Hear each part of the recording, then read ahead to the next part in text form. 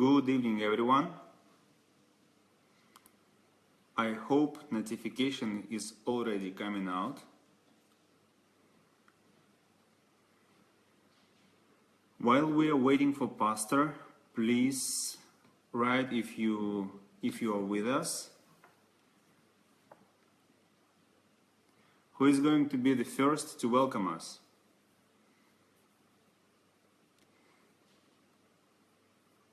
Okay, Chinve Ananaba. Welcome. Who is going to greet us first? While we're waiting for Pastor Sunday, tell us where you are looking from. Hello, Israel. Nice to read you. Chinve Ananaba. Good evening. Okay. Today we are broadcasting from another page, but I believe all of you received notifications. And Pastor Sunday is going to be here in a moment. So just find your share button and share this video while we're welcoming or while we're waiting for Pastor Sunday. So he's about to come.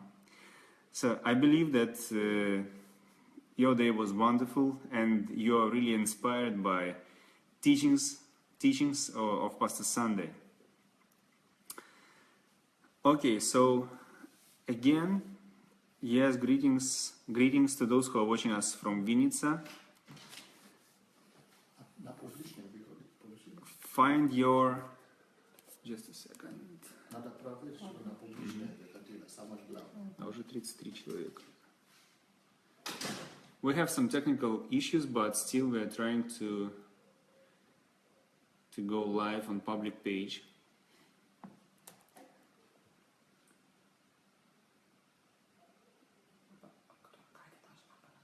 Да. Позвоните. Должна, да. Но пока что еще здесь нет.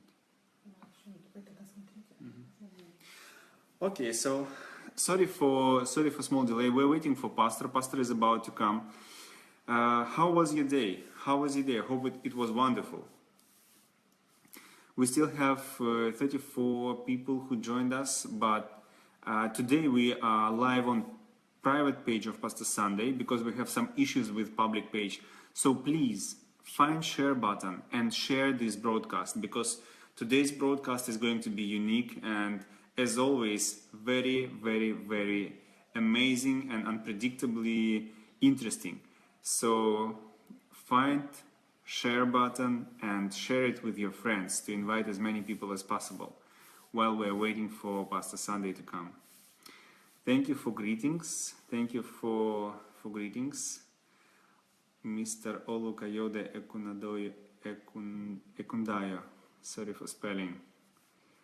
Good evening. Oluvatoin Abidemi. Good evening, everyone. Oh, Miss Lola Sharunke, blessings from the United States. We hope to see you soon for the History Makers training. By the way, those who are not aware yet, we're gonna have History Makers training here in Ukraine, in Kiev, from 6th till 12th of November. So if you have that opportunity, get your ticket and come over. It's gonna be a fun time from 6th till 12th of November. Greetings to Canada.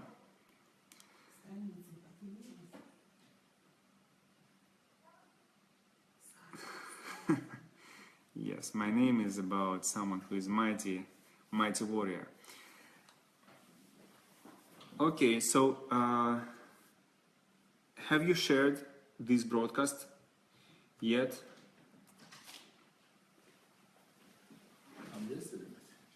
На публичной странице. Это самое главное, потому что мне там она точно поделится. Она же звонила ей сюда. Сейчас 47 человек уже.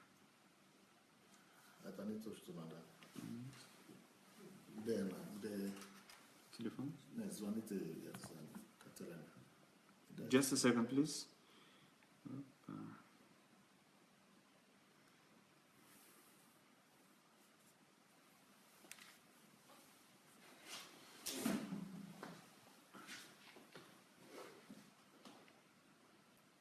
Okay, again, dear friends, sorry for these technical issues. We're trying to resolve them. Hello, Julie. Good to see you too. Greetings, everyone. So I see that people are coming up. I believe you started receiving notifications. So Pastor is already just behind the wall. So he is coming soon.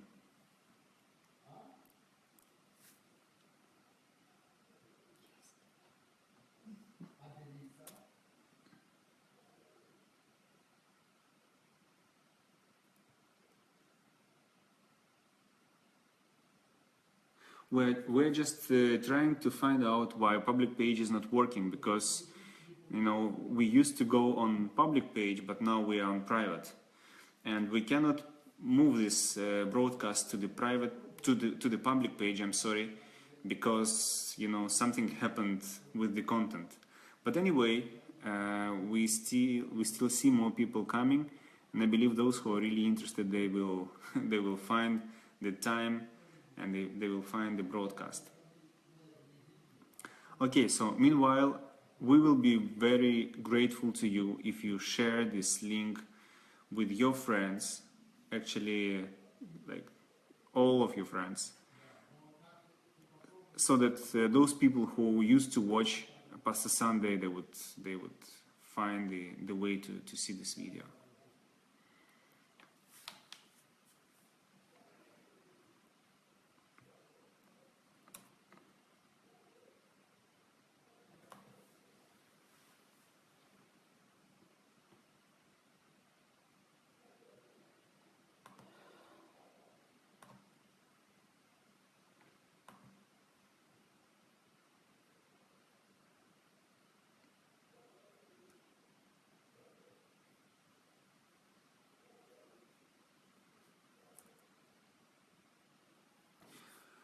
Tell us, how did you get the notification?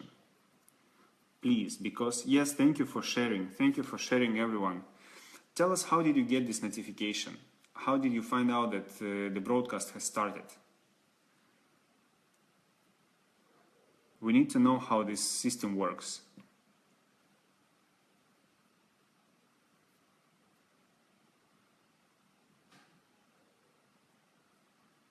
Okay, you have shared it. Thank you. Thank you, Justin.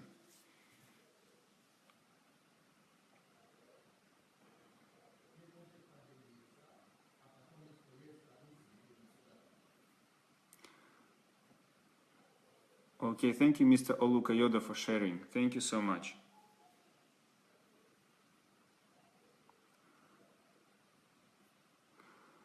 Okay, you've got a notification, so that's good. Greetings to Pastor Abraham Great. Вы можете это скопировать на... Давай я тебе дам это твой компьютер. Да. Отскопируй сюда на твою страницу и попытаемся тогда зайти на мой главный, чтобы скопировать сюда обратно. Потому что у меня не получается прямо. Just a second, some technical issues.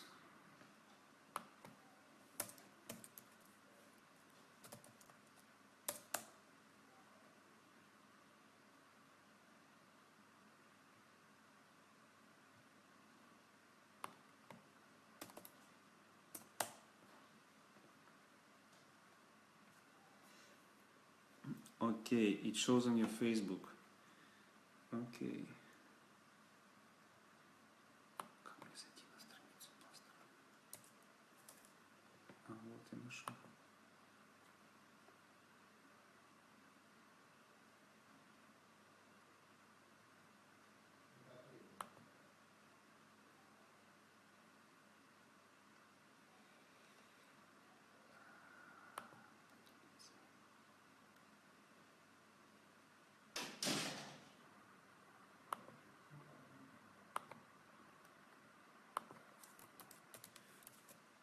Dear friends, we apologize again. Pastor Sunday will join us soon. Just please hold on for a while. We're trying to solve this issue to make the video public.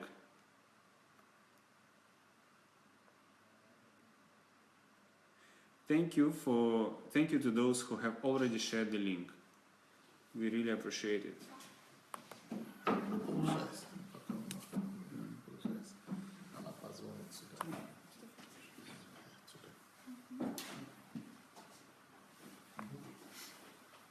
Уже 73 человека. Я бы не рад от этого. Это какая-то ошибка сделана. А у вас получился текст? Я могу только на свой выпуск. Да, хотя бы нас было. Где появилось? Сейчас я еще не говорю, у меня есть несколько.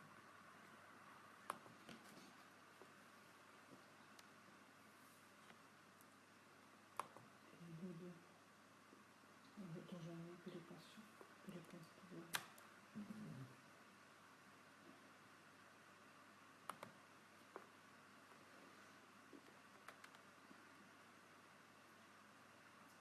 Pastor, great Okay. time, yes, да? Please bear with us, dear friends. We are about to continue. Ты не администратор, да? Нет, я просто Сделай себя я администратором. под вашим этим захожу. А? Я под вашим логином просто захожу. Постарайся, не получилось так, как можно. Сделай себя администратором. И как новый администратор, скопируешь. Сейчас я, наверное, буду очень долго это делать, потому что я не знаю, как это сделать. Как это сделать? Вот, я разместил на вашей публичной странице. Уже есть, да? Да. Получилось? Я думаю, что да. По крайней мере, это на публичной странице доктора Санны Адelaja есть. Откройте там есть, пойдите туда, если там будет показываться. Okay, I think we have solved the issue, and now we're going to continue.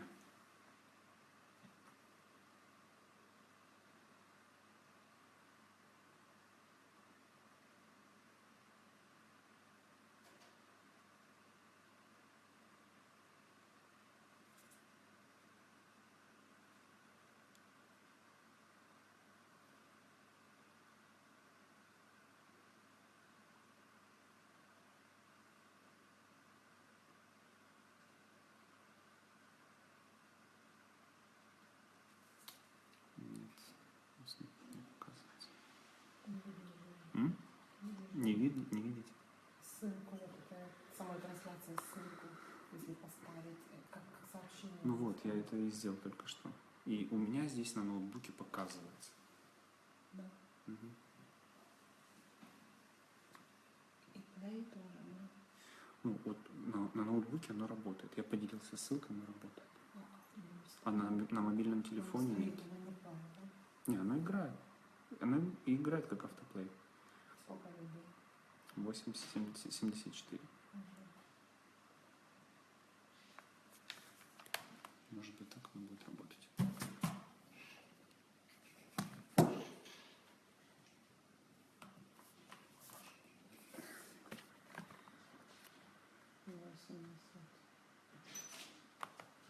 Есть там? Так, ну, на ноутбуке работает, если с ноутбука А здесь смотреть. нет, да? У меня на телефоне нет. Нет. Пока. Мы можем, по крайней мере, ссылку оставить там, сказать, что please follow the notification, follow the link. Можешь это писать там? Я напишу, вы можете начинать, а я уже просто добавлю.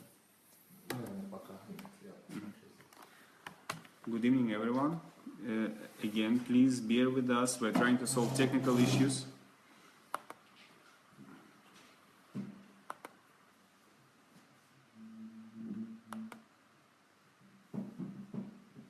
You have to perform this action.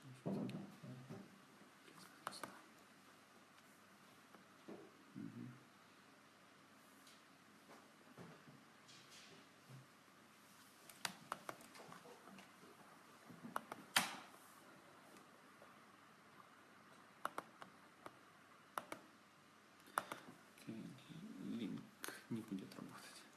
Нет. А линк работает, вот там было наоборот.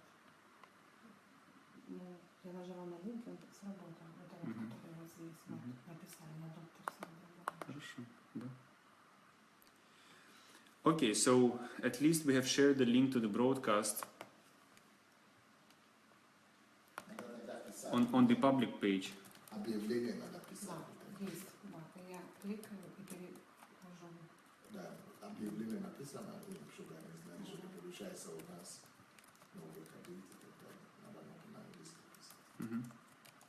Джоша сейчас это сделает.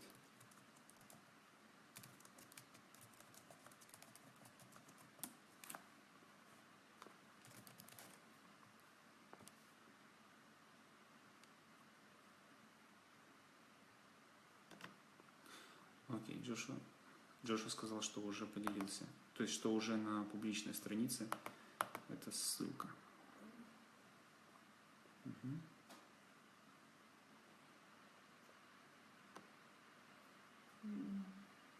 Нет, он уже поделился. Да, объявление там есть? Да, есть. И увеличивается количество людей в начале. Да, уже 88.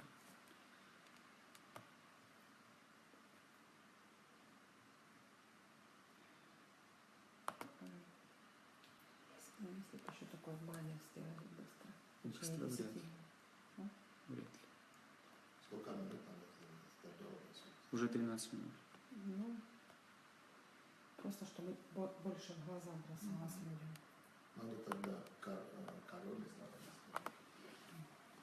А название? Да, все, она говорит. А вот Отсюда,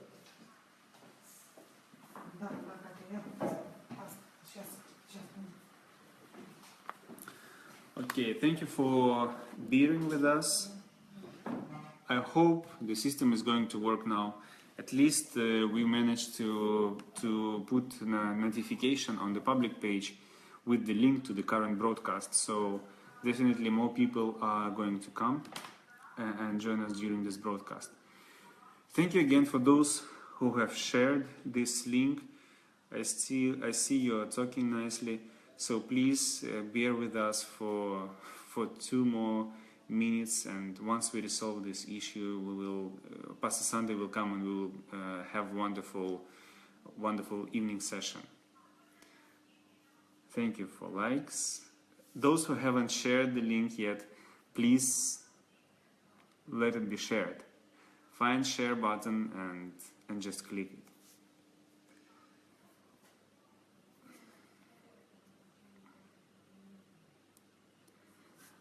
Today's topic is going to be continuation of topic on relationship between men and women.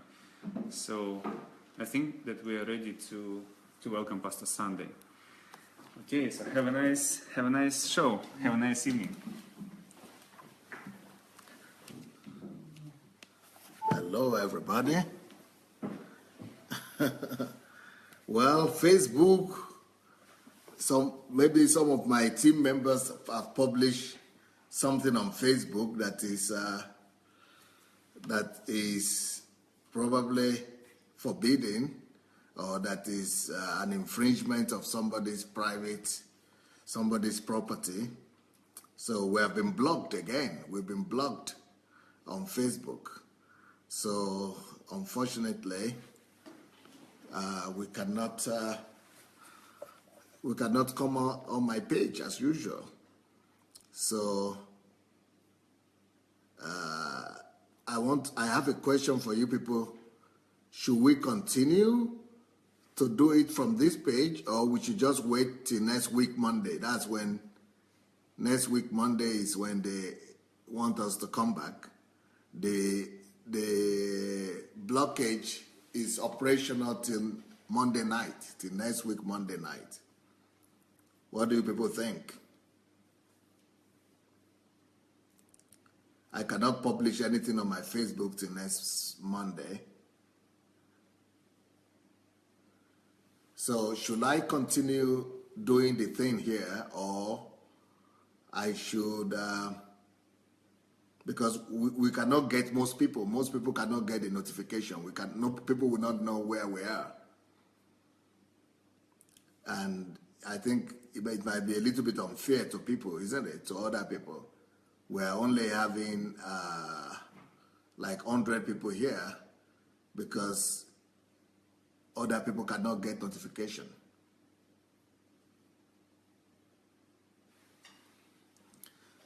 So if you are going to continue here, then that's going to be just for like a fraction of people that would normally come. Or another thing we could do is if you all could commit to, or if we could find an idea of how we could invite other people or how we could let other people know.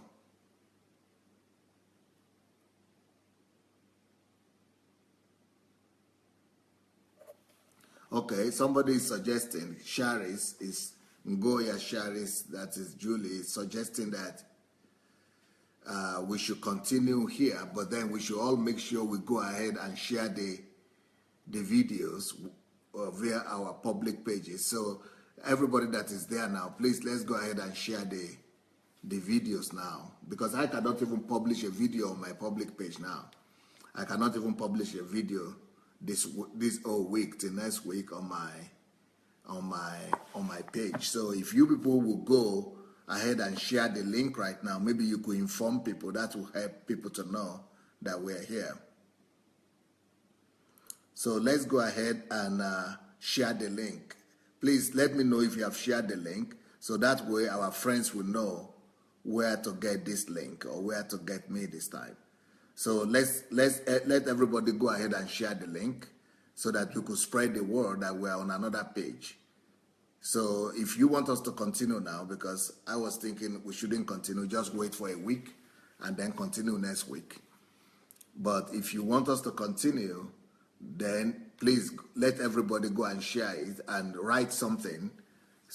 We should write something to everybody for them to know that Pastor Sunday is here on this link, that they should all come over to this link.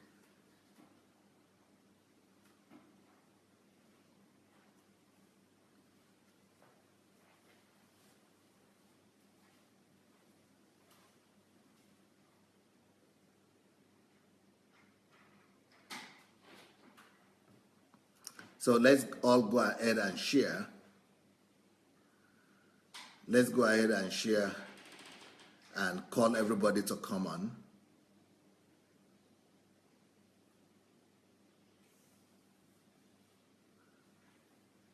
What does that create it? I do it now.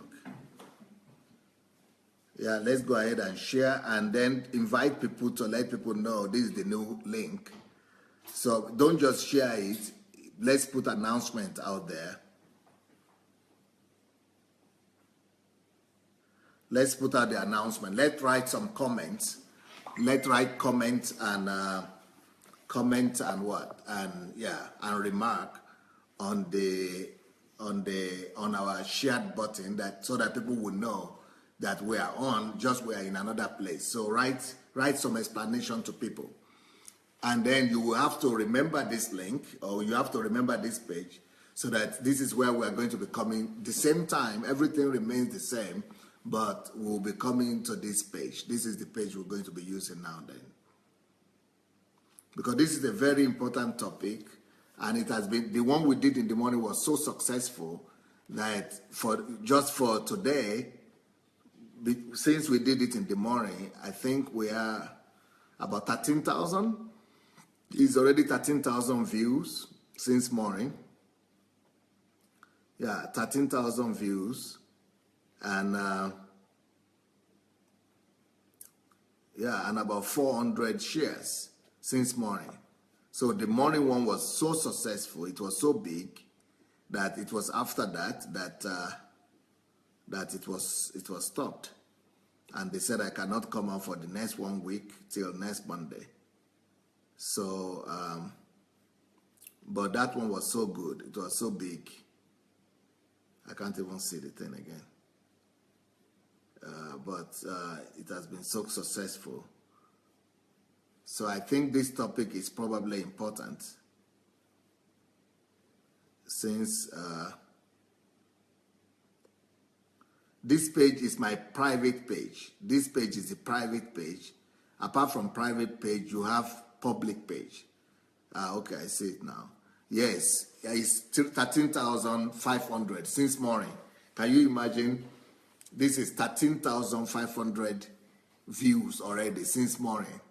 And so that is showing us that this topic is really very important. And apart from the fact that we have 13,000 views, we have almost 500 shares.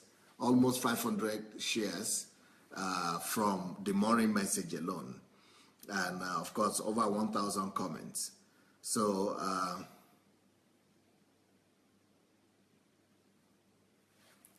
so we have to invite people to come over.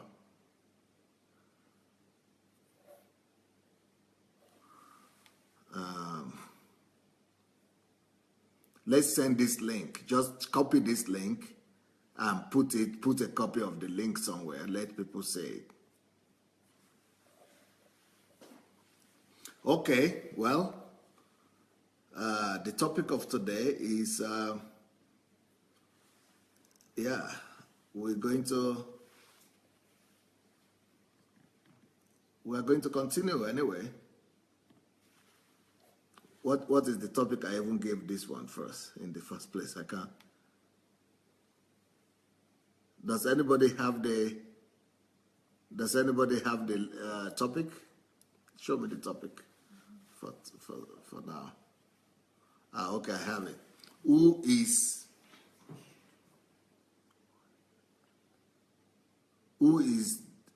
man ready? Who is the man ready for marriage? Who is the man ready for marriage? I think it's written. It's not written well here. Who is the man that is ready for marriage? I guess. Who is the man ready for marriage? I guess that's what it's trying to say. Who is the man ready for marriage? Yeah, I think it should be with D. Who is the man ready for marriage? We have to correct that, I guess.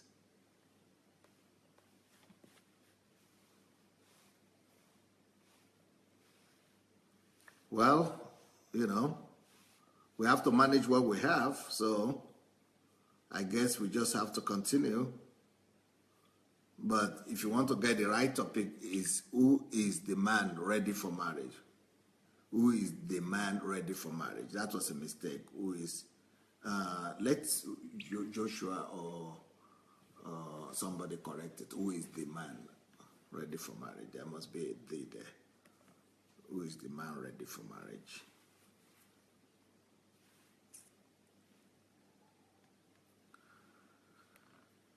Okay. Well, I hope we have shared it. We have shared the link, and I hope somebody will see it, and more people will come and join us later on. Thank you for sharing. Well, so in the morning, we spoke on when is a man truly ready for marriage? When is a man truly ready for marriage? And today, who is the man that is ready for marriage? Who is the man that is ready for marriage? Who is the man that is ready for marriage? Who is the man that is ready for marriage? So who is the man that is ready for marriage? Well, here we go. Who is the man that is ready for marriage?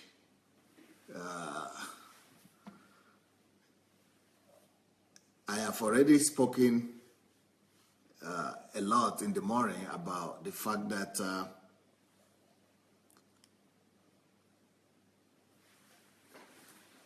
many people go into marriage and suffer as a result.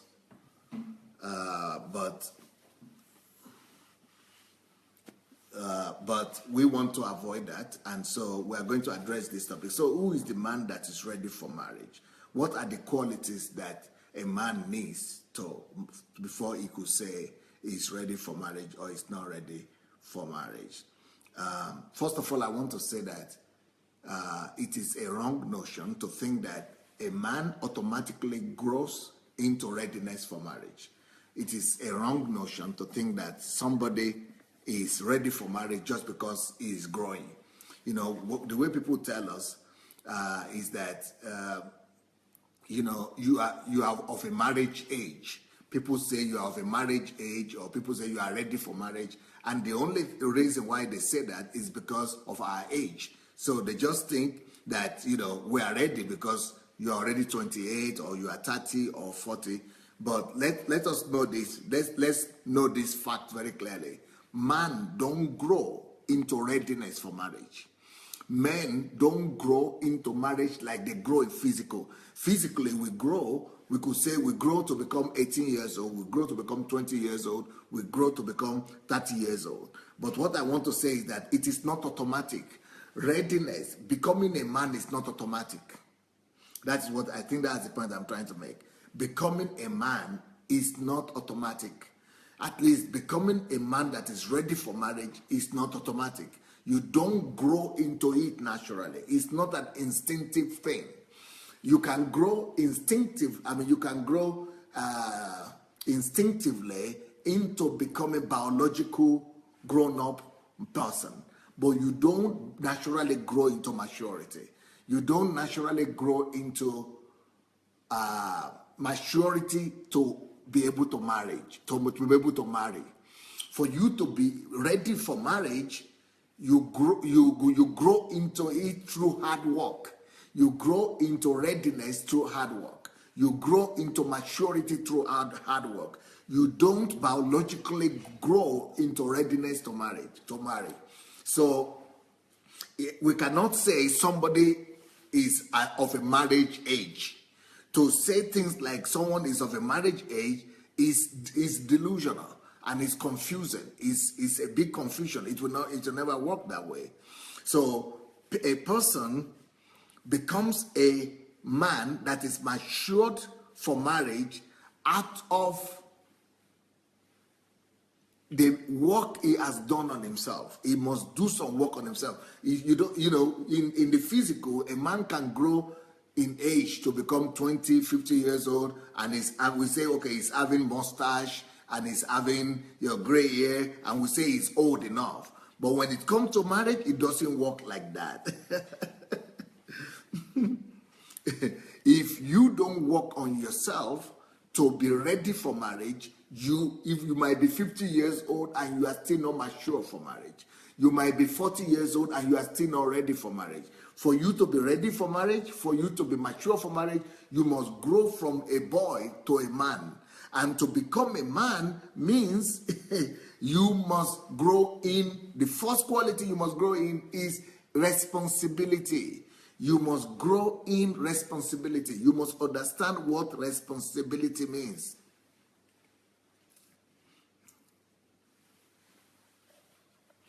We must grow in responsibility. So it's the first thing that will make you to know that you are ready for marriage is how responsible you are. How responsible are you? How responsible are you? So a man that is ready for marriage is not a man that is of 30 years old or that is 50 years old or 40 years old. It is how mature a man is that determines if he is ready for marriage or not.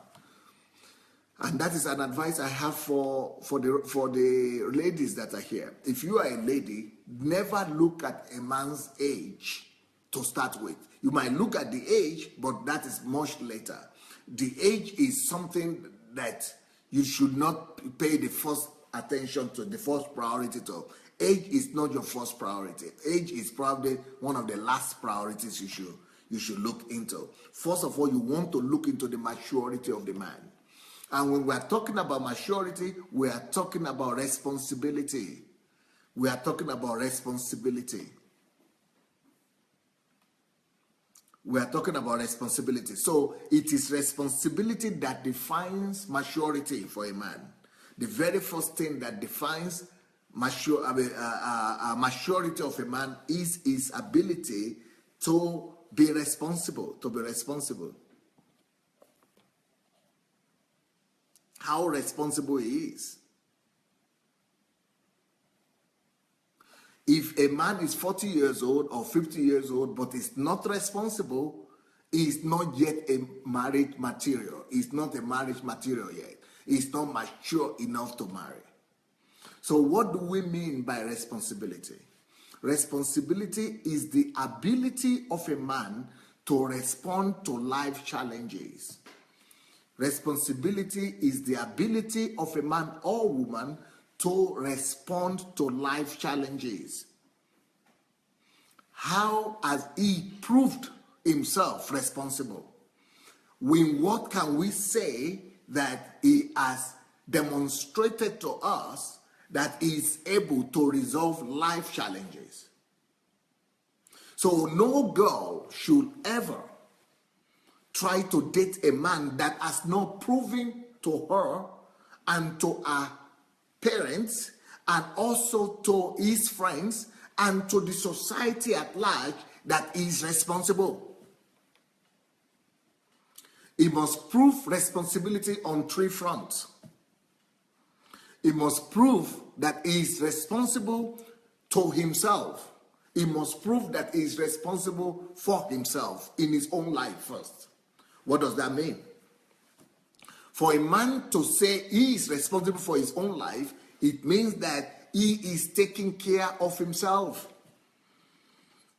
A man has not proven his own responsibility if he cannot be responsible to his own self and to his own life. So a man that is responsible has to be able to show everybody everywhere that he is taking care of himself, that he has taken responsibility for himself in all ramifications. That man must be able to tell us that he is the one that is sustaining himself financially. He must be able to prove to us that he has taken responsibility for himself, not just financially. Let's start by, as in human capacity. Let's start with human capacity. That man must be able to take responsibility. He must prove to us that he has taken responsibility to himself or for himself in human capacity. What does that mean? In human capacity, that means the man, he has taken responsibility to develop himself. It is self-development. How much has he developed himself as an individual? How much has that man developed himself as an individual? What does it mean to develop yourself as an individual? That means you have gone to school, you have trained yourself. To develop yourself as an individual means to discover who you are, to be in charge of your life, to discover who you are, what you are here for. It is a dangerous thing for a woman to follow after a man that has not discovered himself.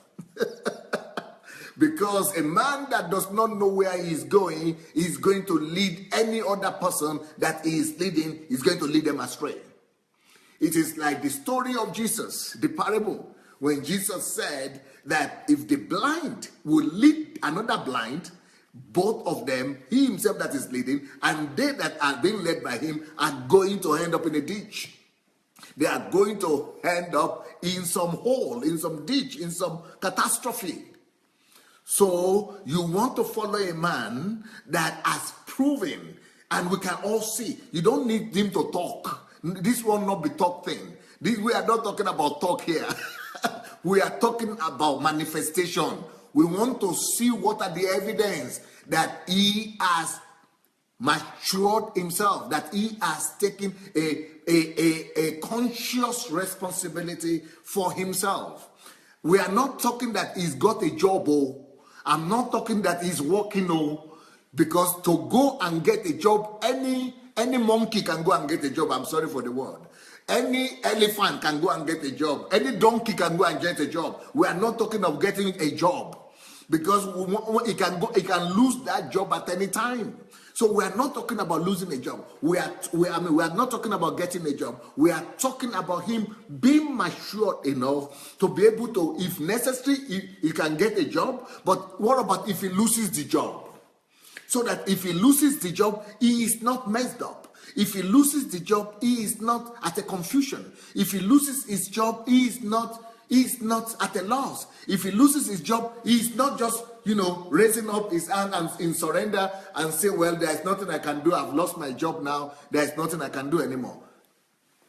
if this man, if this individual is really developed himself, it means that he has developed himself enough in skills or in various skills whereby he will never be able to be, he will never be begging. He will never need to beg. He will never need to go and be looking for somebody to give him a job, somebody to be going and whining the whole day and be saying, well, I can't get a job, there is no job, there is somebody is to blame, Buhari is to blame, the president is to blame, the economy is to blame. If a man has really truly developed himself, he will find his way. He will find a way to take care of himself. He will find a way to use his skills. He will have some set of skills that will allow him to become whoever he wants to become at any time. So the set of skills that this person has is what determines how mature he is. So for a man to say that he is ready for marriage, he has, because for you to say you want to marry, it means you want to take responsibility for another woman, for another human being. For you, but how can you say you want to take care of me if you have not taken care of yourself? We all know that as humans, we love each other. I mean, we love ourselves more than other people. I love myself. If I cannot take care of if I beat myself, I feel the pain.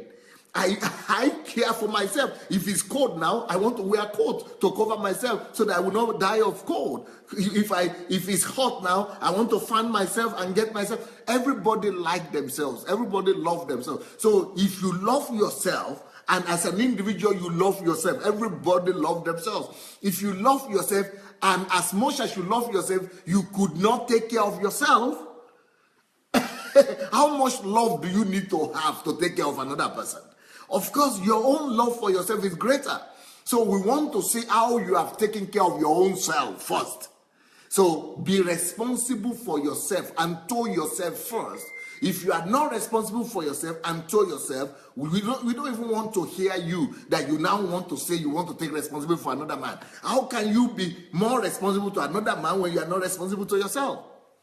So in human development, we want to see the skills of the person, not just the school he finished, though, not just the degree he got, not just the university he finished. We don't want somebody to be coming to tell you stories. Oh, I finished university 6 years now. I cannot get a job. It's not my fault. It is university's fault. It is the economy's fault. It is the president's fault. It is the somebody's fault or another person's fault. No. We don't want anybody to come with excuses. We don't want anybody to come with explanations. If you are skillful enough, if you are responsible enough, that is the sign of responsibility. The sign of responsibility is that you have ability to respond to whatsoever life throws at you.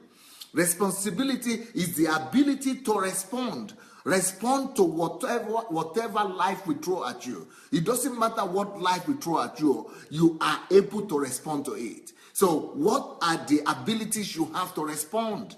And these abilities you have to respond to life situations is what proves your readiness. So it's just like somebody say, I finished university, but I can't get a job. It means you are not responsible because you are now depending, you are hoping, you are not taking your destiny in your own hands. You are not taking charge of your own life. You are saying, okay, I can't get a job. So you are waiting for circumstances to provide for you. You are waiting for situations to be favorable to you. You are waiting for something to happen somewhere so that you will be ready. You are waiting for somebody to provide for you. You are waiting for job to provide for you. You are waiting for some employer somewhere to provide for you. You are waiting for government somewhere to provide for you. You are waiting for somebody to go and build his own factory and then call you and be giving you salary. You are waiting for somebody to build his own business and then call you and be paying you salary. Why is it that you cannot build your own business and then call somebody and be paying them salary? Why is it that it's not you building your own business? Why is it that it's not you forming the factory? Why is it that it's not you starting your own project? Why is it that you cannot start your own restaurant, your own, whatever, do your own thing, start something? That is taking care, taking charge, being in charge of your life. If you are not in charge of your life, forget about marriage now. Forget about marriage, or you are not ready. Just leave that topic alone. Make sure that you first of all discover yourself. Make sure that you are first of all taking care of yourself. Make sure that you are in charge of your own life. That is in human capacity. Human capacity means you are responsible, you have built capacity to be able to respond to any life situation that comes your way. That is number one. Number two, a man needs to be responsible not just in the area of his capacity development, he must also be responsible in the area of his sustenance. You must be able to be responsible to manage your life. You must be able to be responsible to manage your life. So you must, as a man, you must be able to have a place where you live. Responsibility in self-management, in your life management. Where do you live? How many rooms do you have in that room? Do you have a bedroom there? Do you have a bed there? Do you have furniture? Do you have fridge? What do you have? How do you manage your life? When do you go out in the morning? When do you come back? Are you managing your life? If you are not managing your life, how will you manage the life of another person? How will you manage a family? How will you manage children? So we want to find out how you are able to manage your life. If you are not able to manage your life, don't go and make any woman's head crazy. Don't go and make any lady lose her mind. Or lose her sleep. Or don't just go and confuse anybody. Just leave the ladies alone. Go and put your own life in order first, please. Think about yourself first. Put your life in order first. And, some people are saying, oh, maybe let him get married and then he will settle down. You kidding me? You kidding me? He should do what? Get married so that marriage will help him to settle down? It's just like saying somebody should jump into the ocean before he learns to swim. You must learn to swim. If you don't learn to swim before you jump in the ocean, that's the end of your life. You will never come back of that ocean. You are dead. You are a dead man. The same thing with marriage. If you want to get married before you get ready, before you settle down, then you want to turn the life of another human being into an experiment. You want to turn the life of that lady into a living experiment.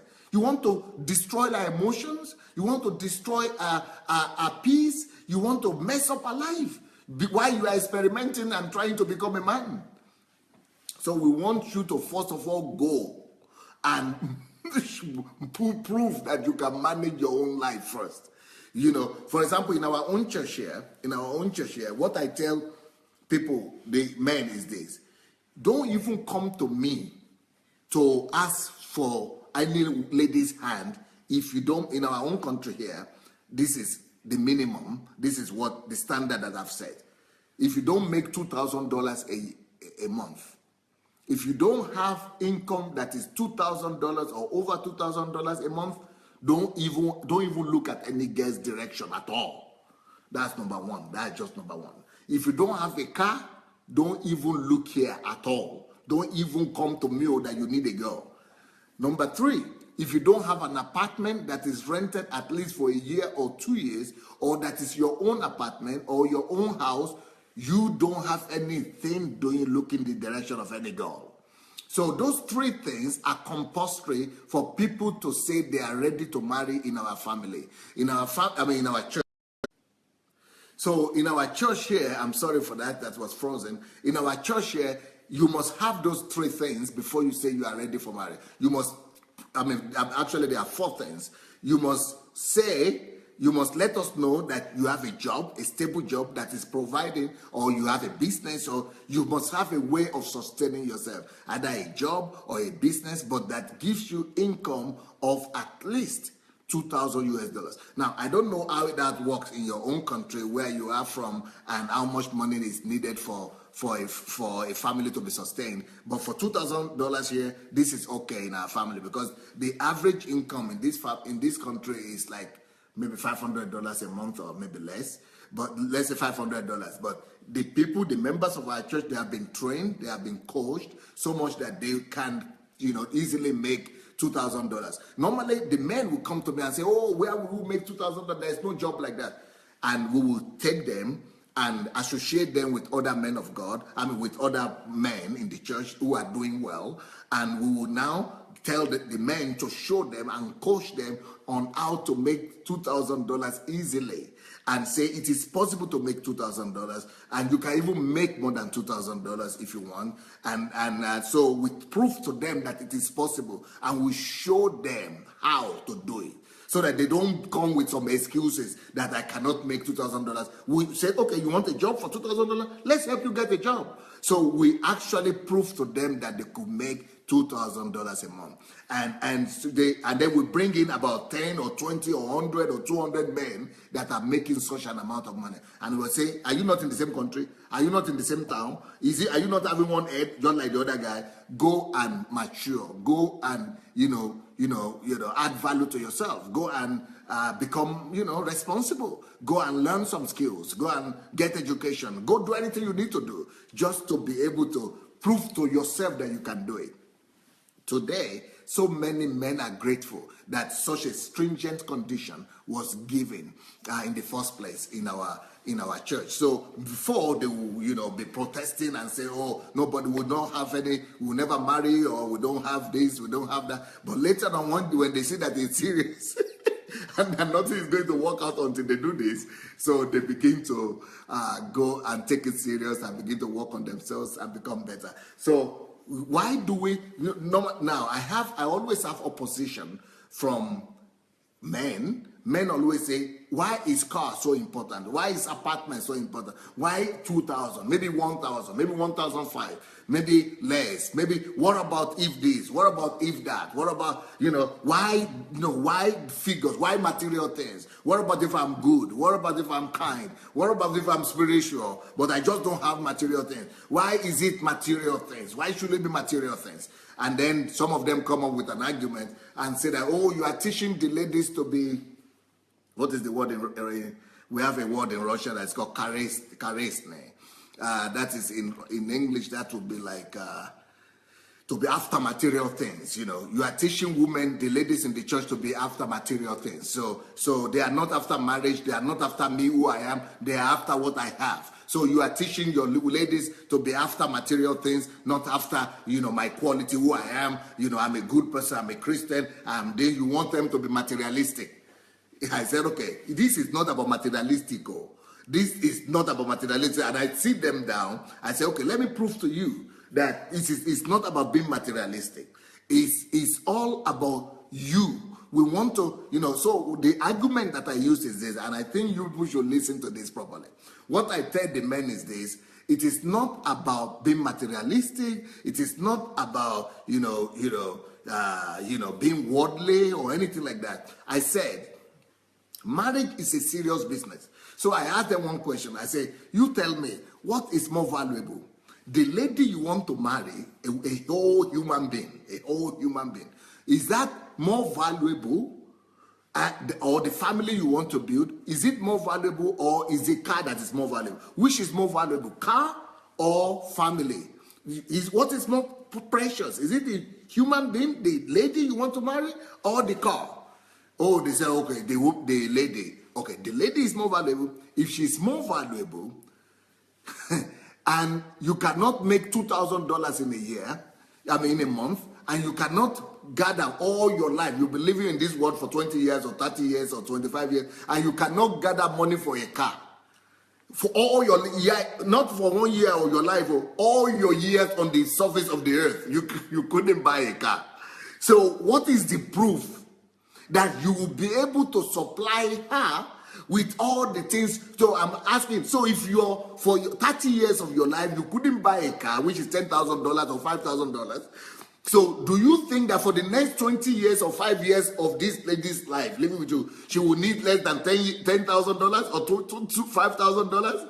The price of a car, is that what you will need to spend more price of a car? You will need to spend 3 prices of a car, 4 prices of a car. Every year you will need to spend the price of a car on her just to take care of another human being. And God forbid, if she gets pregnant, if she gets pregnant, even for the delivery alone, you need about $5,000 or $6,000 or $10,000 just for the baby to come to the world. So you need another car. So you need like a car every year to spend on her just to sustain her. So if you have not proven to me that you, for the whole of your life, that you could afford the price of one car, how will you then afford that every year? How will you then afford that car on her every 6 months?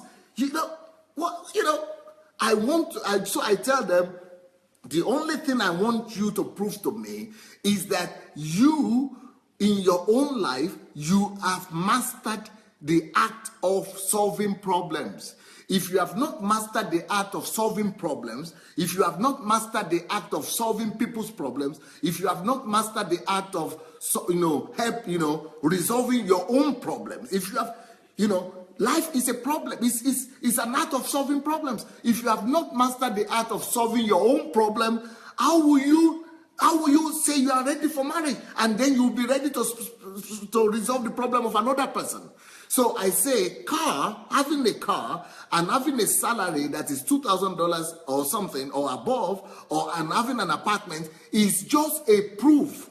We are not interested in your car. We are not interested in your apartment. We are not interested in your salary. We are only interested in how you have been able to face the challenges that you have come across in your own life.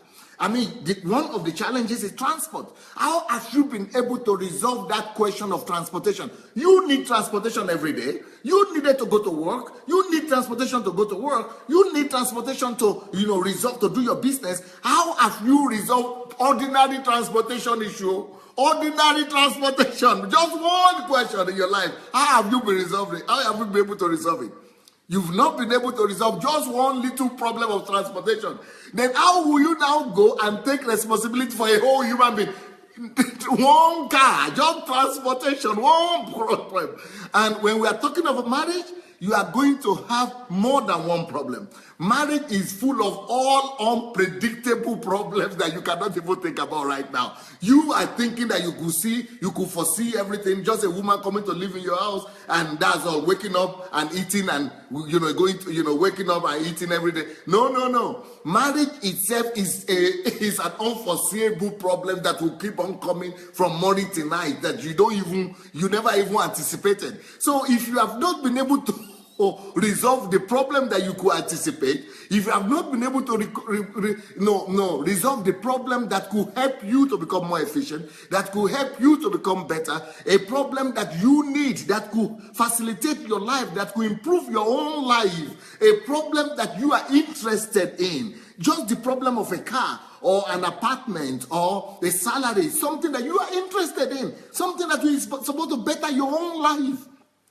If you have not been good enough, been masterful enough to be able to resolve those problems that are having direct consequences on you, on the quality of your own life, what are you talking about? You have not proved anything. You have not proved to us that you are good enough to even help yourself. You have not proved to us that you are good enough to be able to assist yourself.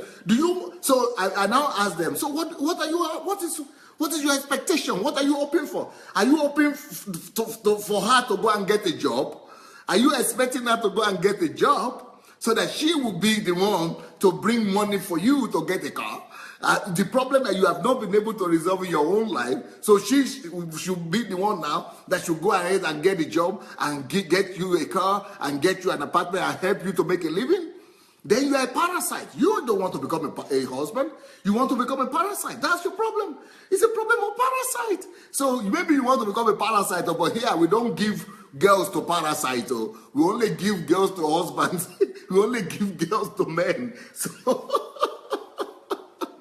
So the fact that we want to see your car, we want to see your house, we want to see your readiness to take care of your own self, is just for you to tell us how you have been able to resolve life issues, because marriage is an act of resolving problems. Marriage is going to be full of so many problems and so many challenges. We want to see what is your track record. We want to see your track record.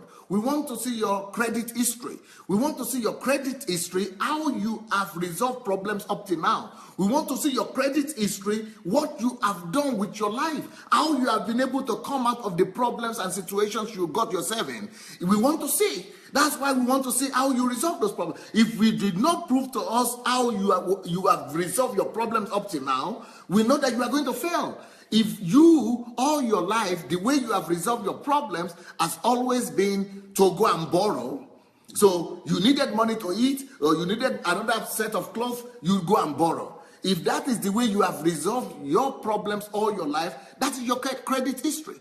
That is your credit history right there. It means you are going to get married, and whenever you have another problem, you are going to quickly go and borrow money.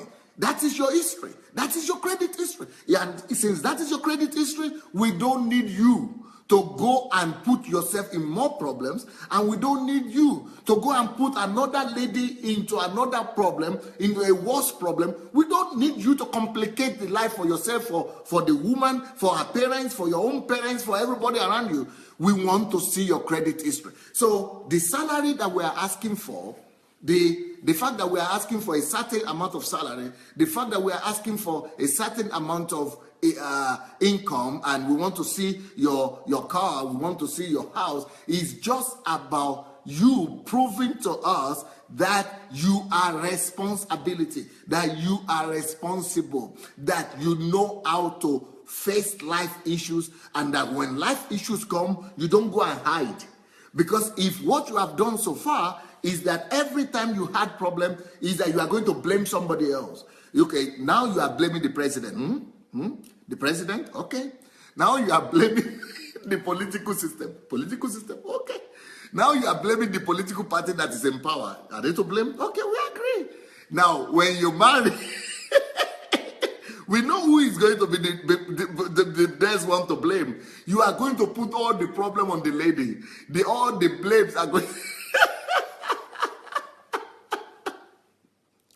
all the blames are going to be on the lady.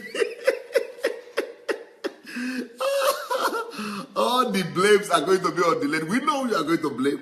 Before, maybe you are blaming your parents. Oh, they didn't send me to good school, or they didn't do this to me. They didn't give me a house. They didn't give me a car. They didn't give me school fees. They didn't give me this. Okay. Since your parents are the ones you are used to blaming all your life, your parents will be happy now that now, thank God, you will not have them to blame. You have a woman now to blame. So you are now going to be blaming the lady. The lady is going to you're going to turn her life to hell. You're going to turn her life to hell. We don't want that to happen. So for you not to turn the life of the woman to hell, for you not to begin to blame her, because that is the way you've always come out of your situations, that's the way you've always come out of your problems, we don't want that to be the situation. But if the way you've always resolved your problem is that when there is a crisis, you go to find a way to resolve it. You go to work, you go to do what you need to do. We know that you are capable. We know that no matter what you will face, no matter what that lady will face with you,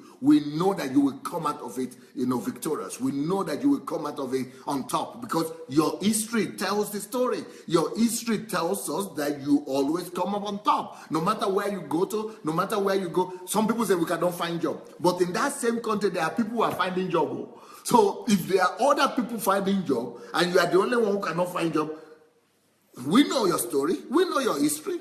We know your story. You will find an excuse why you cannot take care of her. You will find an excuse why you couldn't find a job to send your children to school. You will find an excuse why you couldn't get a job, because job will be the one to blame. Salary will be the one to blame. Economy will be the one to blame. Buhari will be the one to blame. We don't want that to happen. So you first of all go and resolve your problem on your own, JJ. Just go. Just go and resolve your own problem. Yes.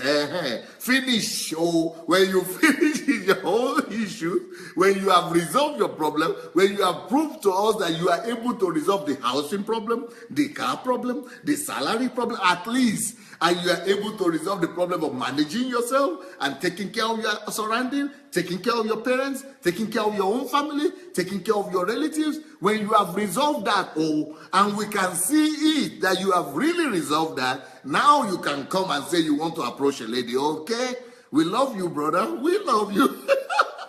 We love you, but we need to see that responsibility. Yeah.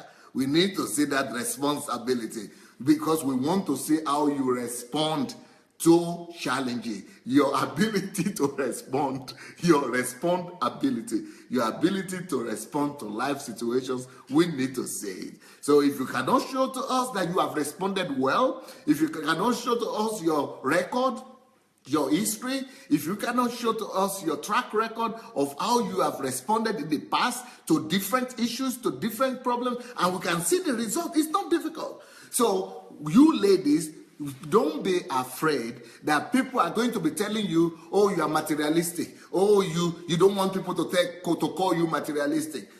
Please, don't be afraid of people calling you materialistic, or people saying that it's your life. You better be materialistic now. I personally, what I tell my ladies in the church is this: it is a foolish woman that will go and marry a poor man and say, well, by the grace of God, we are expecting, maybe God will do a miracle. Who knows? God can do anything. And some people now are celebrating that and making that to be a big thing.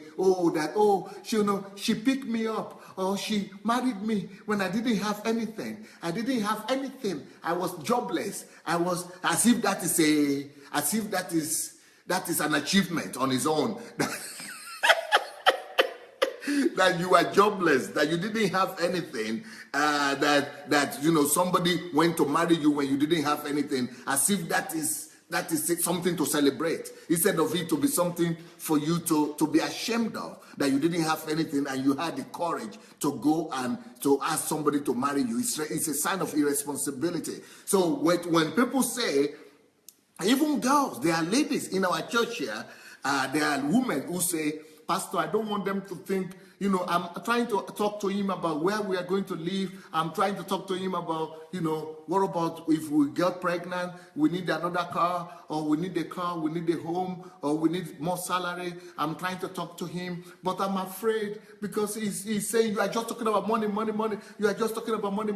I don't want them to think I'm just talking about money, and I don't want his friends to think I'm just thinking about money. I don't want his parents to think it's just about money. It's not about money. I don't want them to think bad about me. Wait, it's your life, girl. It is your life. It is your life. You better tell them your minimum. You must have a minimum. Don't listen to all those stories about small little beginning. Let that little beginning begin with his own self first. Let him have his own little beginning. You have your own little beginning. Then it must be a satisfactory beginning. It shouldn't be the unsatisfactory beginning. No. Let him prove to us with his own little beginning. Why should we wait for you to have little beginning? What is it, small beginning or little beginning? You don't let him use you as the experiment for little beginning. Do your own little beginning separate, and let her do her own little beginning separate as well. He must be able to prove to us what he has done. He must be able to prove to us what little beginning he has done. And is that little beginning satisfactory or is not satisfactory? If the little beginning is a little beginning of failure, a little beginning of bad credit history, a little beginning of shame, a little beginning of borrowing, a little beginning of depending on other people's squatting and living on other people's salary and blaming other people, if that is his own little beginning, we are not interested in that little beginning. Let him prove that little beginning with results. We want to see results. So you ladies, don't buy into all those manipulations. Oh, or they will be telling you all kinds of stories. Dangote found the wife of Dangote found him when he was poor. The wife of Bill Gates found him when they were students. They didn't have anything. They didn't do this. Okay, we know. Let them. You go and marry Dangote or go and find your own Bill Gates. But me, in our own case, if you are a thinking woman, if you are a thinking girl, you want to see some proof that this person is able to do something, is able is capable of anything, is capable of especially resolving issues. We don't want humble beginning that will start from you being the carpet. We don't want the humble beginning that will start with you being the doorstep, that they will destroy you, finish. And after they finish, they start with you with little beginning, they will go and get another wife to take your place. We don't want that kind of little beginning. We want the little beginning that he will do himself and show you that, okay, he has some little beginning. But we don't want you to become the experiment, to be the material, the raw material for the little beginning. No. Don't buy into those lies. So what I tell my members, the members of our church, what I tell the members of our church is this. You girl, is your life. Look into the investment that your parents have put in you. Your parents sent you to school. Your parents paid for you to become a human being. Your parents took care of you. They fed you. They had a home for you to live. You had a place where you were living. They are not chasing you from the house. So just sit down there. Just keep on being protected by your father's house, by your parents' house, or even you. Maybe you are taking care of yourself. Keep on taking care of yourself on the demand is able to prove to you that he is capable of doing anything. Don't be afraid of people saying, oh, you are just after this, you are just after that, you are just after that. Let them say anything they want. It is your life. Because for a lady to say, oh yes, he doesn't have a salary, he doesn't have a job, but I don't want them to think it's not materialistic. You need to let them know what you need to survive. It's not about what you need. It's not. You are not telling him he has to be a multi-billionaire or be a Dangote or be a Bill Gates before you could marry him. But at least you must know your minimum. You must know your requirement. You must know. You must not go and sell yourself into slavery. Marriage shouldn't be slavery. Marriage is not a place where you should go as if you are, you don't have anywhere to go, as if you want to sell yourself. No. Marriage should be honorable. Marriage should be a place of honor. Marriage should be a place where you go to, where you are going to be valued, where you are going to be respected, where you are going to be taken care of. Marriage should not be a place where you go to go and suffer. You tell them, if I want to suffer, let me suffer on my own. I don't need another man to help me suffer. I don't. Let me suffer on my own, because when you are suffering on your own, that is nothing. But when somebody is helping you to suffer, you will become a punching bag. Punching bag. That suffer of another person making you to suffer will be much more worse than you alone to suffer. So just remain in your own place and suffer on your own than for anybody else to help you to suffer. I tell you that one. So don't be afraid that somebody will tell you, if you are asking for, the person's salary, or you are asking for their income, that people will begin to tell you that you are materialistic, or you want money, or no, it's not about money. It's about showing us what that guy is capable of doing. It's about showing us what ability the guy has in resolving issues and life issues. It's about proving to us that he's mature enough to be responsible to respond to life issues. Because when you marry, there will be life issues. When you marry, there will be a lot of life issues that need to be resolved. So we need him to prove to us that he will be in a position to respond to those life issues that will come. And, don't just say that those life issues, we will discover what happened when they happen. No. We want to know how he has been used to solving those problems. We want to know, we don't just want to know that. We don't want to say, oh, God will do it. No. There are a lot of people that God didn't do it for. They were also saying God will do it. But God didn't do anything. We want to know what you will do. Leave God alone. We know what God can do, but leave God alone right now. Let's see what you are able to do. So if he has not proven to us, and if he cannot prove to us what he can do, we know what God can do. Without you, God could also do something. So we don't need to marry you to find out what God can do. All right? God could do it all by herself when she's living by herself. Not necessarily, getting married to you to later be believing God that God will do it. No, we know God will do it, yeah. But we want to know what you will do. We are asking about you now. This talk is about you. It's not about God. You are not going to live with God. You are going to live with the person, because even now you have God, so you don't need him to get to know what God could do. You can know what God could do by now by yourself. So anyway, apart from responsibility, the next thing that a man that is ready to marry should be able to demonstrate is for a man to say he's ready to marry. If you are here and you're a man, you must be able to tell us that I don't know how to say this for the Nigerian people and African people who are here.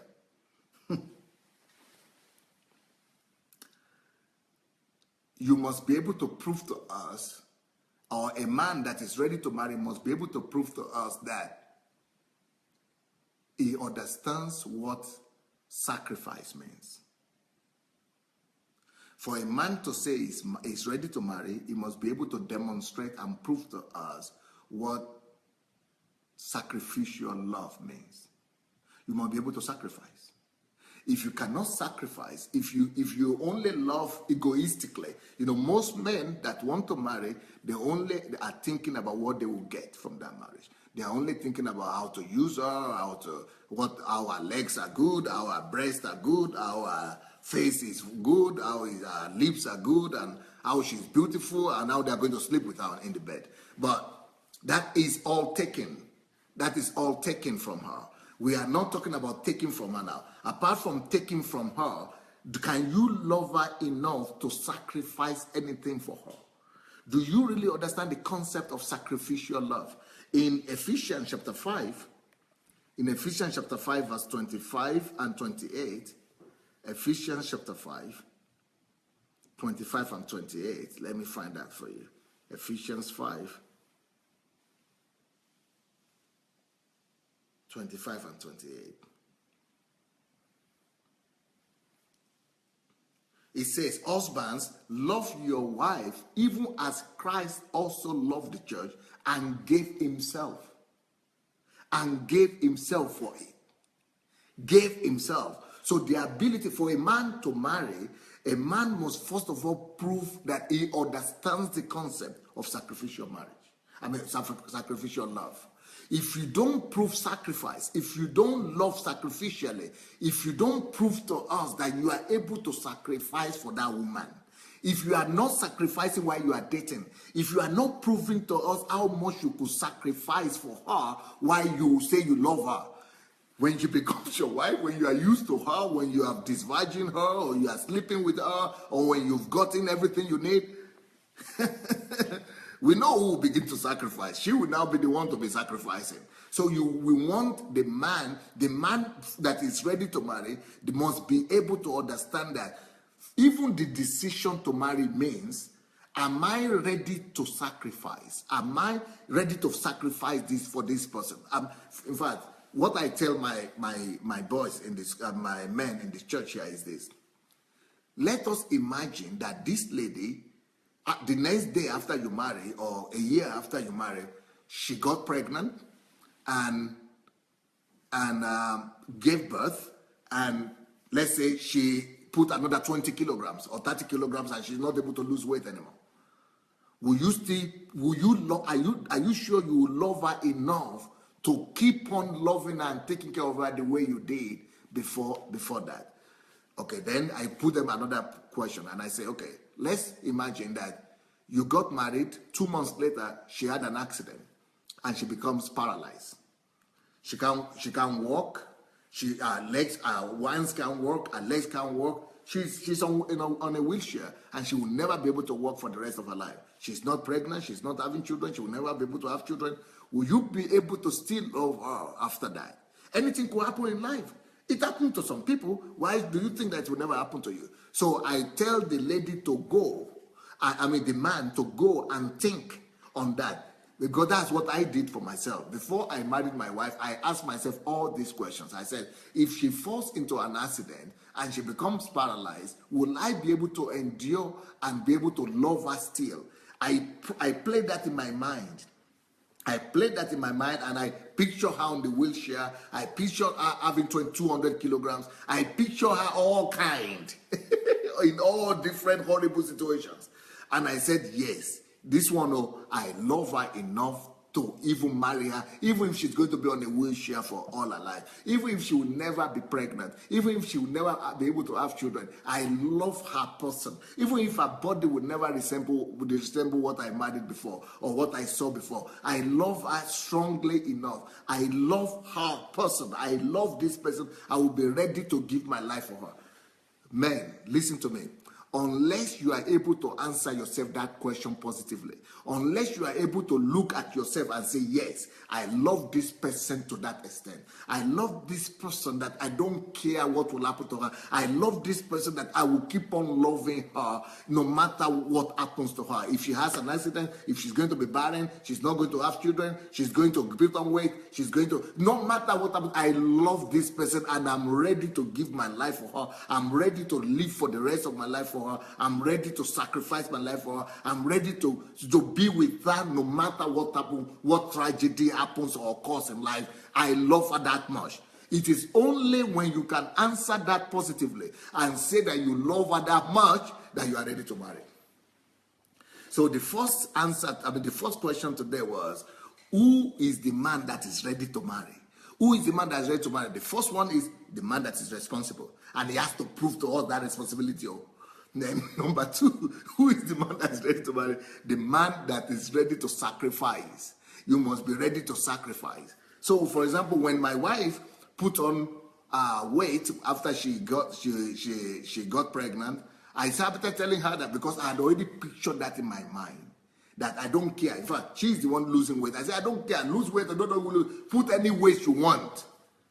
Put any weight you want. I don't care, because I had already pictured that in my mind. That I will still love you anyway. And this is even what I had pictured in my mind before. So this is my, this is not a problem. I am never going to leave her. And let me tell you something else. Anything in life is possible. Anything is possible in life. And I told my wife this. I told my church this. I have been saying this from the very first day since I married. And some of you might never understand this, but it's not your decision, it's my decision. But I told my wife, and I told my church, I told everybody, I don't even care. Even if I see my wife in a bed, or I catch my wife in a bed with another man, if she still wants to live with me, I'm going to forgive her, and I'm going to live with her. I've given her my word once and for all. I've committed to live for her. I've committed to love her. I've committed to, no matter what happens, even that one I've pictured it, is part of sacrificial love. It's part of sacrificial love. I've thought about it. What about anything could happen in life? What about if she's raped? What about if she falls into temptation? What about if she fails? What about, doesn't matter what happens. I have given her my word. I have committed to marry her. I have told her I love her. Okay, now, if I now say, somebody could say, but Pastor, how could you do that? If you meet her with a man, what about if she does it again and again? I don't care how many times she does it, though. Because the Bible has said that if your brother will sin against you, how many times? 70 times, 7 times. That is like 490 times. In a day, you have to forgive them. So when I now say I'm ready to forgive my brother in the church or somewhere, and I'm not ready to forgive the woman that I said I love, the woman that I said, that is my love, is my lover, that I'm ready to give my life for her, for better or for worse. What is that excuse? What about me? How many times have I failed God? How many times have I let God down? Will I let her to treat me like that as well? Will I let her to just say, anytime I fail, she should just leave me and let me go? No. It's about commitment. It's a lifetime commitment. You shouldn't even go into marriage in the first place if you are not ready to let her know that, to let yourself know, answer that question to yourself, that it doesn't matter what happened to this lady.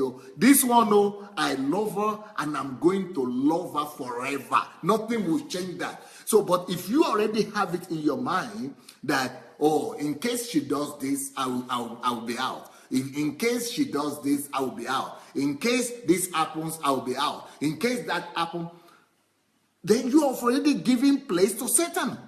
You are already given place to Satan. You have already opened the door for Satan to attack you. You already have the thought in your head that you could be out if anything happens. So, but you should close that door forever. You should answer yourself and let yourself know that no, this is my question. This is my decision. My decision is that I will never ever let somebody down that I told that I love. If I told her one time that I love her, that remains. And that will be forever so. I will forever love her. Even if she leaves me, I will still forever love her. So that is the kind of attitude that you're supposed to have. That is what Jesus has done for us. The Bible says that love covers multitude of sins. Love covers multitude of sins. Love covers multitude of sins. So it's not even, but you must answer yourself this question before you go into the marriage. You must answer yourself. Can you imagine that the Bible, in the book of Hosea, the Bible told a prophet to go and marry a prostitute? This is in the Bible. The Bible told a prophet to go and marry a prostitute. And he married her, and then she will go back and meet a lover again. Go and read the book of Hosea. Go and read the book of Hosea. It's all about with Christ's love. It's a demonstration of Christ's love for us. That in the book of Hosea, God demonstrated, he put a whole book in the Bible to prove to us how we should relate to each other. That no reason, no excuse is good enough for marriage, for divorce. That if we say we love somebody, if we are committed to love, we should be committed to it with our lives. So that is why Bible, a whole God went and put this in the Bible. He put it in the Bible that there is a whole story of a woman that is, God instructed a holy man, a prophet, to go and marry a prostitute, and then the prostitute, kept on messing up 3 times or 4 times or 5 times. The prostitute kept on going to other people, and God kept on coming back. God kept on telling the prophet to keep on going back to her, to keep on forgiving her, to keep on forgiving her. It's a sign of what Jesus has done for us. It's a sign of how Jesus loves us, and it's also a sign of how I'm supposed to love other people. It's a sign of how I'm supposed to love not just my wife, but how I'm supposed to love other people, everybody. I'm supposed to always be willing to forgive any human being, no matter what. But the reason I'm talking about this at this stage is that before you even go to a marriage, if you don't think that you have that kind of sacrificial love, if you don't know, if you cannot answer yourself that you'll be able to love a human being like that or that lady like that, don't go and touch her. Don't go and touch her. Don't go.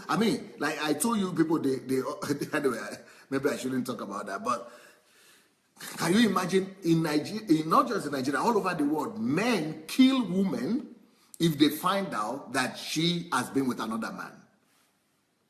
Whereas men go and be with other women all the time. And then they go and kill their wives because they have been with another. And then they expect God to forgive them when they sin. What kind of Christianity are we practicing? Then what kind of Bible do we read? So before you even marry her, you have to think in your own head, what about if this happens? What about if this happens? What about if this happens? What about if this happens? There are some even men that will kick out a woman if they will kick out a woman if she doesn't have a child. What? Then you are talking about love? You are talking about love. Then why did you say you love her? Why did you say you are ready to give your life for her? Why did you say for better or for worse? So it's all about lie. It's all lie. So your love is conditional then. In conditional in the sense that, okay, you have to be good at all time. So what will be the next condition? So the first condition is she was not having a child, so you have an excuse to let her go. What about if you come tomorrow with another condition? Maybe she has rashes in her body tomorrow, so she has to go. Maybe she lost too much weight, so she has to go. You have a reason. You have an excuse, right? So then she has to go. Maybe she put on too much weight tomorrow. Then you have to let her go, right? Because you have an excuse now. Or she was with another man, or she just looked at another man's direction, or somebody just touched her or held her or hugged her. Now she has to go, right? So you have an excuse. So you have to resolve that problem in your heart before you even start out in marriage. If you are a man that you know that you will never be able to forgive a woman, or you will never be, there is something that your wife could do that you will never forgive her, just sit down in your own father's house and live on your own. Don't go and touch any woman. Don't go and trouble any woman, because anything could happen in life. Just leave her alone. Leave her alone.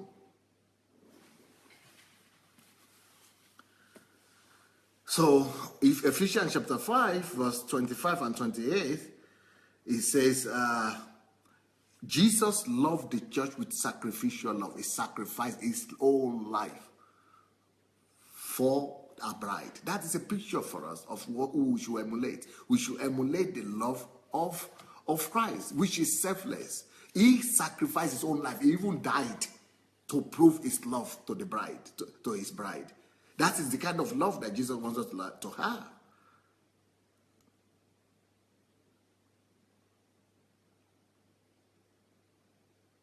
And the Bible says we are his members of his body, his flesh and his bones. We are supposed to be loving our spouses like he loved the church.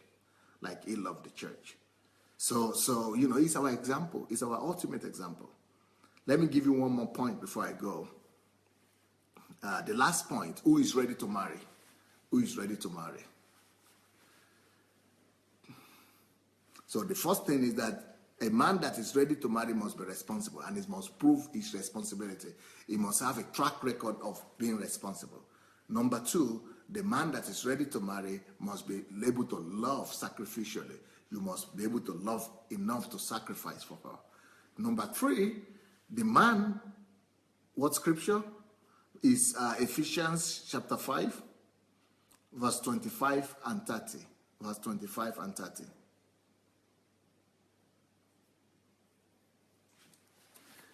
The next and final point that I want to make today, the final point that I want to make today, who is the man that is ready to marry? The man that is ready to marry must be a man that has already studied the nature and differences between a man and a woman. How old is my marriage? Somebody is asking, how old is our marriage? Well, our marriage is 22 years old. 22 years old. I've been married for 22 years, right? So I hope that answers your question. What is the difference between sacrificial love and unconditional love?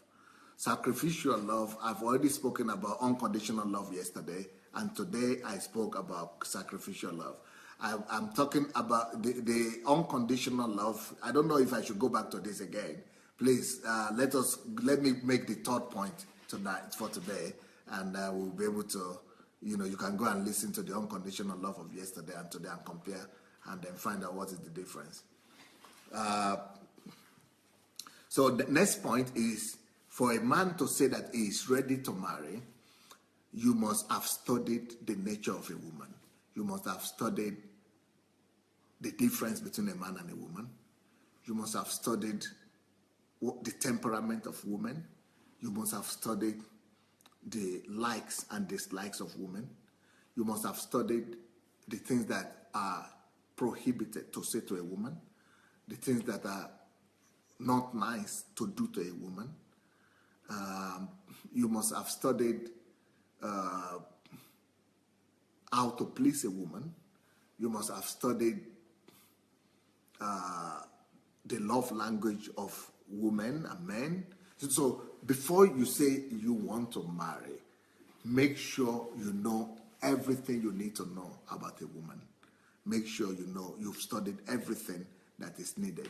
You must also study what are the desires of a woman in marriage. Why does a woman want to marry? What are her needs? How can you meet her needs? And all that. So you must be able to study. You must be able to study all that you need to study and to really know the nature of women. I've discovered that preparation is a big deal for success in marriage. You must make sure that you are well prepared. Read as many books as you can. Study as many literature as you can as to who women are, what are their needs, what are their desires, what are the changes that happen to them when they marry, what are the changes that happen to them when they are pregnant, what are the changes that marry to them after pregnancy, what are the changes that happen to them when they give birth, what are the changes that happen to them when they are, when they put on weight, when they're losing weight, what are the, hormones differences and hormones changes that happen to them, during the time of, different times and stages of their life, and what is the nature of their, menstruations, and what are the, things you should pay attention to during menstruations, what are the changes that happen to them during menstruation, how does it affect their behavior, how does it affect their reactions, and how does it affect their mood, and how should you respond to all those changes that are happening to a woman? How should you respond to the changes that happen to her when she's pregnant? How do you respond to the changes that happen to her when she's delivered? Why should you be with her during delivery? Why should you be with her and get ready to be there during preparation for delivery and all that? So you must know everything that is necessary to know about the lady about a woman before even you approach her. You must make sure that you study all that you need to study about women in general before you even go to. Just for you thinking about a woman, you must already go and study about that. And then in our own church here, we have a whole system. We have a whole system of preparation. So we prepare ladies and men for marriage. We have 120 questions that both men and women must answer before marriage. And we have, I have something that we call HMT. Okay, some of you are coming for HMT, right? From the 6th to the 12th of November. And so we have HMT especially for people who are not married and who are planning to marry. We have HMT especially for men who are planning to marry, for them to know who a woman is and how to treat a woman. We have HMT for women as well who are getting to marry, who are planning to marry. And then we have HMT for people who are already married. And so we prepare, we try to do a comprehensive preparation for both the men and the women. For example, tomorrow, just for you to know, tomorrow morning, let me tell you what I'm going to teach on. I'm going to be preaching on what every woman wishes to see in her future husband. So I want to teach men tomorrow morning and in the evening, throughout the day tomorrow. I'm going to be teaching on why do women want to marry? Why do women want to marry? What are women looking for in marriage? What are the things, what are the qualities that women are looking for in marriage? What are they looking for in a man? What is a woman's expectation in the man that she wants to marry or she desires to marry? So what are the qualities that a woman wishes to see in the man that she desires to marry? What are the qualities a woman wishes to see in the man that she wants to marry? So I will give you a few points for the men. I'm going to give you a few points tomorrow for you to see what are the things that the lady, that it doesn't matter where she is from, it doesn't matter if she's African or she's European or she's old or she's young. I'm going to tell you what are the things she's looking for. and she wants to see in you. And so that the men will be able to know how to get herself ready, so that himself ready, so that the men will be able to prepare themselves. I want to be able to help the men. So if you know any man that is not married tomorrow morning, 9:30 in the morning our time, 7:30 a.m. British time, 7:30 a.m. Nigerian time, and 2:30 a.m. American time, Eastern time, 8:30 a.m. European time. So tomorrow morning, I'm going to be talking about what women want to see in their future husbands, what women want to see in their future husbands, or why do women want to marry? Why do women want to marry? What are women looking for in marriage? And what are women looking for in the men they want to be with? So that you men, you'll be well equipped, you'll be well prepared, and you will know what is it that the women want to see in you. And get yourself ready adequately before you go and approach that girl.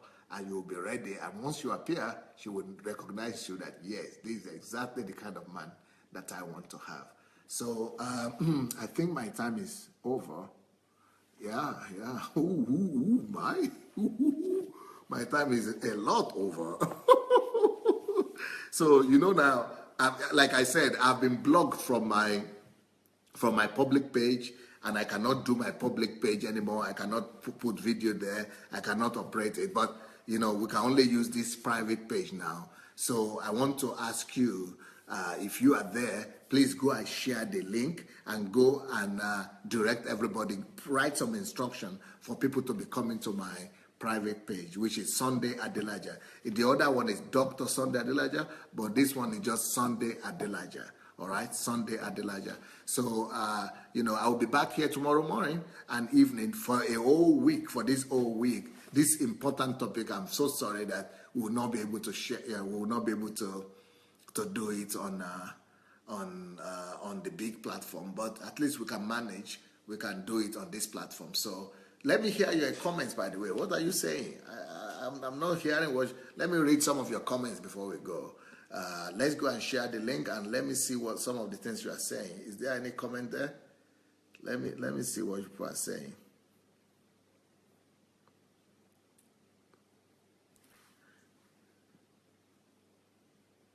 Okay, Niyi Olushola said, it is only those men who have been crucified with Christ that can have this level of commitment.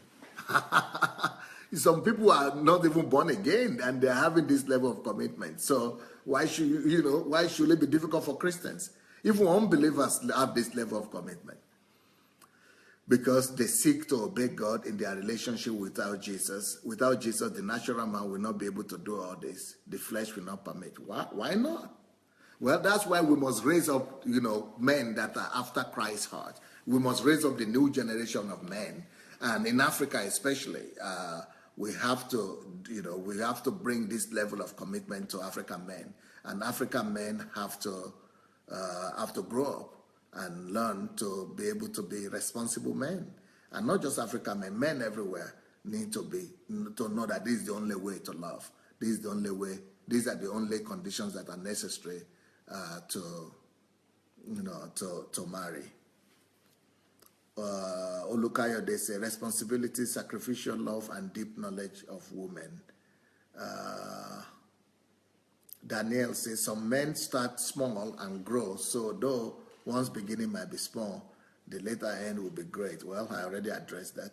Oluwafumilayo says before you marry, know all that you need to know about a woman. Preparation. Yep, we are going to talk about that more tomorrow. Paul, good news. Love must be tough. Well, that is not about that. You don't prove tough love to your wife. Tough love is only in relationship to your children, most of all, and to other people. But with your wife, don't talk about tough. Don't being tough to your wife. You need to be tender to your wife. Bola Luro said, even God's love. Okay, we are not talking about conditional love now. We did that yesterday. Davida says, very comprehensive, Pastor Sunday. Well, thank God. Ojo Nuba Zoe Moses says, it takes humility and meekness to learn.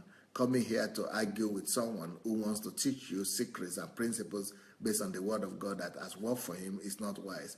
Keep your knowledge to yourself. Listen and learn. Thank you. Eniola Akintola said, how does a wife easily forgive a husband that constantly cheats and doesn't touch his wife? Well, that is another question. We have to talk about that another day, because you need to follow all these messages before we, so that you'll be able to get answer. If you listen to every one of them, you'll get your answer one day. Bobo said, wow, there must be a degree offered by university just on women. Yeah. T.Y. Moore says, sacrificial, non-self-seeking, denying self-unconditional means regardless, notwithstanding. Yeah. Sandra says, Pastor Sunday is so real and direct. Yeah, that's the way it's supposed to be.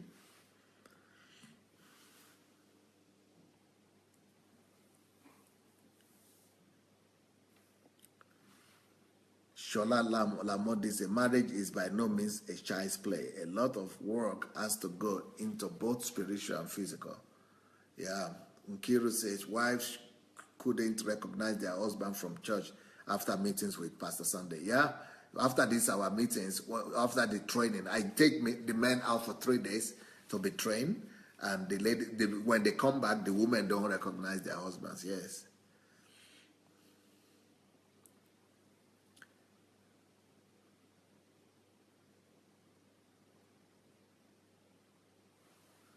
T.Y. says, Chisandra, pastor is not talking like a conventional pastor. Much love. Ojo Nuba said, so glad I'm learning this before getting married. Thank God. Afolabi said, thank God men are not left out here. Tomorrow is our day with Dr. Adelaja. T.Y. said, wow, Dr. Adelaja, thank you. God bless you for teaching us and sharing from your experience on marriage. According to God's plan, it's hard though, because we by nature are selfish. This is superior love right here. Shinwe says, Pastor Sunday, thank you for spelling it out to men. I'm looking forward to hearing what the women should do to prepare us for marriage. Well, that's after 2 weeks, because I must finish this one for the men before I start with the women. O.D. Carroll says, thank you for this loaded teaching, sir. Love is so powerful. The love topic now makes us exceed our normal 1 hour. Yeah, because I started late, we're having technical problems. Bobo said the world should listen tomorrow. Yeah, invite everybody to come tomorrow. You must know that we are changing the address. So, Fumi Unifade said, may we find peace, joy, and harmony in our marriages and satisfaction in singleness. Davida said, it is like boot camp for marriage. Samson said, thank you, Pastor. Okay. Bobo, this was great, Pastor. Oh, look at you. The women time is coming also. But today is for men. Women will receive their own. Ngoya Sharis, I love this topic. So refreshing and reassuring to know that we should not settle for less for the right reasons and not out of arrogance or like, especially in today's society. Women often say this type of men do not exist anymore, but I dare to challenge them and believe otherwise. Blessings to you, Pastor. Wow. Beati says, God's love is unconditional. Even if you don't accept Christ, God still loves all of us. Okay. Ojonoba says, I'm blessed by this practical truth. Thank God. Oladeji, thank you, sir. More grace. Bola, thank God I'm still single. Oluwa Fumilayo, more wisdom and grace to you in Jesus' name. Thank you so much. You have smashed the topic. Sunshine, God bless you, sir. Davida, it's a matter of you want your marriage to work or not. Elizabeth Ali, glory to God for me being single and buried in purpose. It will take a man buried in purpose to find me. That's so true. Chigo said, in Africa, we have 40-year-old boys, and here we have 18-year-old men. Sorry, guys, which is so true. By the way, Chigo, I'm going to be teaching on the difference between, one of these days, I'm going to teach on the difference between men and boys. I'm going to be analyzing that soon.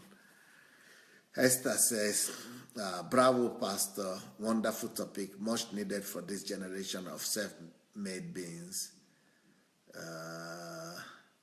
Bless Indra say, more wisdom and grace to use. Waiting for women time to hear the truth. God bless you abundantly. Sheyi Yitayo said, marriage is for men, not boys, and marriage is for women, not girls. Davida said, this is the revival needed among our young folk. Bobo said, this is the marriage breaks because the partner is against one doing the work of God. Okay, that's Christina. This teaching is a challenge in life of men. It's a revolutionary teaching to transform men. Tena, Dr. Adelaja, really, you are wise. Thank you. Man of God, God bless you. Daniel Oshoma, wrong expectation from women could lead men to doing things out of impulse. The honest lies on both parties. Yeah, leave the women alone. I will get to them later on. Let's start with the men. Right now I'm talking about the women. Leave the women alone. Molly said, thank you, sir. Love you big time. Esther Kuganja, listening to this before marriage is priceless. Thank you, Pastor. Darlene said, thank you so much. Correct, Pastor. Correct, Pastor. Okay. Okay, guys. Thank you so much for today. Please go share the link and let people know that for the whole week we are going to be on this platform. This is a new platform. And until next week when we'll be back on our other platform. God bless you guys. Bye.